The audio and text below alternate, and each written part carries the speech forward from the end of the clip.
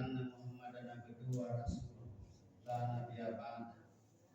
Allahumma shalli wa sallim ala hadzal nabiyil karim wa rasulil ladzi sayyidina wa maulana Muhammadin wa ala alihi wa sahbihi wa man tabi'ahum bi ihsan ila yaumiddin. Amma ba'd.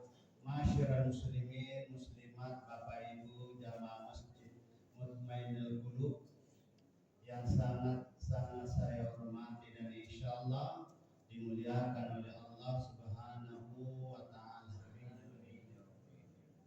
Alhamdulillah, Ramadan makin mendekati akhir.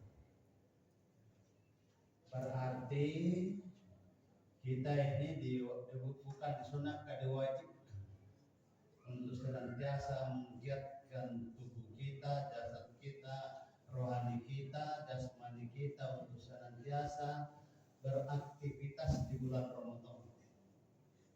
Alhamdulillah, untuk meraih tujuan puasa itu disebutkan di dalam Al-Quran di surah Al-Baqarah ayat 183. La'allakum tattaqun. Saya kira semua ini sudah disampaikan oleh mubalik kita, namun pada malam ini sekitar 15 menit saya ingin menyampaikan tentang takwa kepada Allah. Allah Subhanahu wa taala Maha Pencipta, Maha Pengasih, Maha Penyayang, Maha Suci, Maha Pengampun, Maha Pengatur alam semesta, Maha Kuasa, Maha Pemberi rezeki kepada setiap manusia, binatang dan makhluk lainnya. Oleh sebab itu Allah lah satu-satunya sembahan yang benar yang akan disembah oleh hamba-Nya. Takwa. Pada umumnya kita sudah paham tentang takwa, menjalankan perintah, meninggalkan larangan. Itu takwa. Orang beriman dan bertakwa di bulan Ramadan atau di luar bulan Ramadan, itulah hamba Allah yang dicintainya. Maka takwa ini Imam Ibnu Katsir menyebutkan dalam tafsirnya bahwa Umar bin Khattab radhiyallahu an berkata kepada Ubay bin Ka'ab radhiyallahu an tentang takwa itu. Maka berkatalah Ubay kepada Umar, "Pernahkah engkau melewati jalan yang penuh dengan duri?" Umar menjawab, "Iya pernah." Ubay bertanya lagi, "Apa yang Anda lakukan pada saat itu?" Umar menjawab, "Aku berjalan dengan sungguh-sungguh dan berhati-hati sekali agar aku tidak terkena duri itu."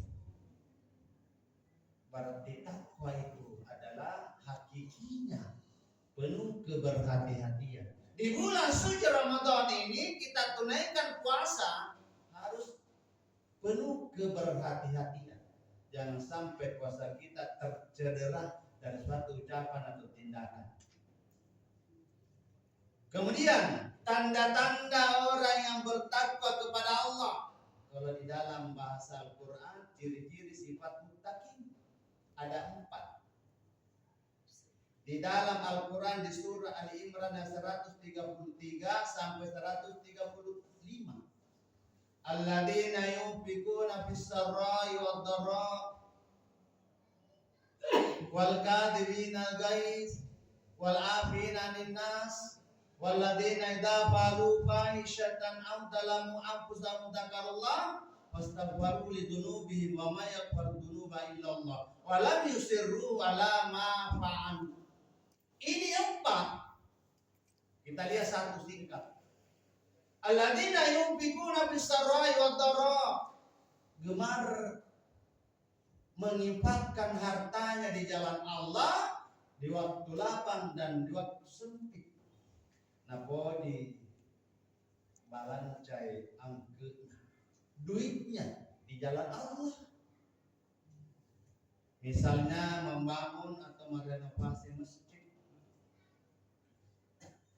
membangun panti asuhan, membangun panti jompo, rumah sakit, jalanan umum. Itu adalah merupakan amal jariah yang akan dibawa kepada alam akhirah. Di bulan Ramadan senantiasa kita tunaikan itu seperti dengan mengisi kotak amal. Itu misalnya 10.000 dengan hati yang ikhlas, atau 50.000 atau 100.000 dengan hati yang ikhlas. Itu adalah harta kita yang menanti di alam barzakh ketika kita telah wafat. Alangkah indahnya seorang hamba Allah yang senantiasa gemar membelanjakan hartanya di jalan Allah, baik di bulan Ramadan, lebih-lebih di luar bulan suci Ramadan, atau lebih-lebih di bulan Ramadan. Yang kedua, wal ghadibin al ghaiz, mampu menahan amarahnya. Pengendalian emosional terhadap diri sendiri. Amarah itu, sifat amarah itu adalah pengaruh syaitan. Syaitan itu diciptakan dari api. Api itu bambang. Jadi ketika seorang hamba Allah marah, itu wajahnya berubah menjadi merah, matanya merah. Makanya jangan ada dekat-dekat, nanti natap peki. Itu biasanya seperti itu. Di dalam bulan Ramadan ini untuk senantiasa melakukan seperti itu, memperbaiki dari diri kita, menahan, menekan, mengaktualisasikan emosional kita. Yang ketiga, walabina linnas, manusia itu memiliki sifat pemaaf, berarti mencontoh sifat Allah. Bagaimana sifat Allah? Pemaaf dan pengampun. Alangkah indahnya seorang hamba Allah memiliki hati yang luas seperti itu. Mari renung terhadap memaafkan pada diri saudaranya. Tidak ada dendam. Kemudian yang keempat, walladzina idza fa'alu fahishatan aw zalamu anfusahum dzakarullah. Ketika manusia itu melakukan perbuatan keji, mendalimi diri sendiri, maka kita cepat ingat, sadar, mengingat Allah, memohon ampun kepada Allah. Kata lagi di bulan suci Ramadan ini adalah Allah Subhanahu wa taala cinta kepada hamba yang senantiasa mensucikan diri dari dosa. Tak seorang pun manusia yang tak berdosa hidup di dunia. Kullu bani Adam khata'un wa khairul khata'in at-tawwabun. Setiap anak Adam, cucu Adam bersalah berdosa. Sebaik-baik manusia bersalah berdosa itu mengakui kesalahannya lalu kemudian memohon ampun kepada Allah, apatah lagi di bulan suci Ramadan.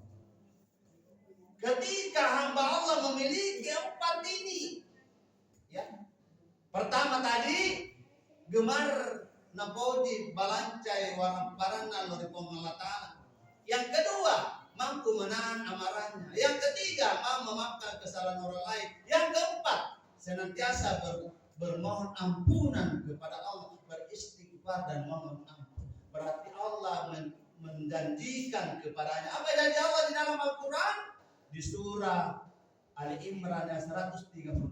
Janji Allah, ulaika jazaohum maghfiratun min rabbihim wa jannatun tajri min tahtiha al-anhar khalidina fiha wa ni'ma ajrul amilin. Itu janjinya Allah.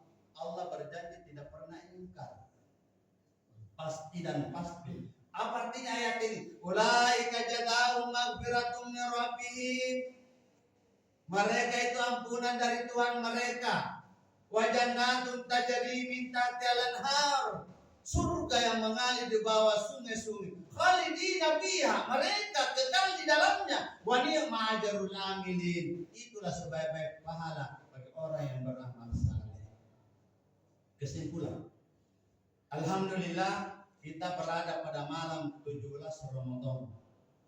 Turunnya Al-Quran di bulan Ramadan hari Jumat. Oleh sebab itu dengan di bulan Ramadan ini jangan dilewatkan Al-Quran itu tidak dibaca. Kan membaca Al-Quran adalah wajib hukumnya. Wa syahrul Ramadan Oleh sebab itu Al-Quran diturunkan di bulan suci Ramadan sebagai pembeda antara hak dan batin. Oleh sebab itu ketika kita selesai sholat fardu, paling tidak kita baca 1 juz atau paling tidak setengah. Yang jelas membaca Al-Quran dan khatam paling tidak 1 kali di dalam bulan Ramadan ini. Membaca Al-Quran ini wajib hukumnya bagi kaum muslimin muslimah. Karena itu adalah merupakan bacaan wajib.